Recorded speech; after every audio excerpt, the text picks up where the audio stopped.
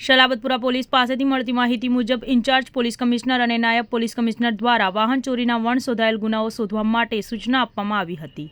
જે અનુસંધાને સલાબતપુરા પોલીસની ટીમ પેટ્રોલિંગમાં હતી। તે દરમિયાન રાધાકૃષ્ણ ટેક્સટાઇલ માર્કેટમાં એક જ મહિના પહેલા 2 વખત વાહન ચોરી થવાની ઘટના બની હતી। આ મામલે પોલીસે સીસીટીવીના આધારે તપાસ શરૂ કરી હતી। ત્યારે આરોપીએ આ ટેક્સટાઇલ માર્કેટમાં એક જ મહિનામાં 2 વખત વાહન ચોરી કર્યા હતા।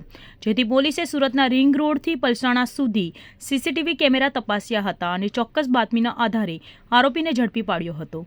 પોલીસે સાવરદાસ કિશનદાસ સ્વામીને ઝડપી પાડ્યો હતો। પોલીસે આરોપી પાસેથી 3 જેટલી ચોરીની બાઇક કબજે કરી કાયદેસરની કાર્યવાહી હાથ ધરી હતી। આરોપી પકડાઈ જતા પૂણા પોલીસ મથક અને સલાબતપુરા પોલીસ મથકમાં નોંધાયેલ 2 ગુનાનો ભેદ ઉકેલાઈ ગયો હતો।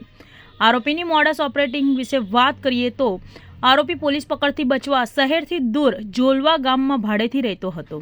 ત્યાંથી વાહન ચોરી કરવા શહેરમાં છૂટક વાહનમાં બેસીને આવતો હતો અને ઘરેથી હેલ્મેટ લઈને નીકળતો હતો અને સુરત રિંગ રોડ પર છૂટક વાહનમાંથી ઉતરીને પોતાની ઓળખ પ્રસ્થાપિત ના થાય તે માટે હેલ્મેટ પહેરીને અને ટેક્સટાઇલ માર્કેટના પાર્કિંગમાં પહોંચી જતો હતો।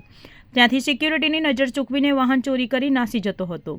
આરોપીએ વાહનોની ચોરી કરી તે સમગ્ર ઘટના ત્યાં લાગેલા સીસીટીવી કેમેરામાં કેદ થયા હતા। હાલ પોલીસે તેની ધરપકડ કરી વધુ તપાસ હાથ ધરી છે।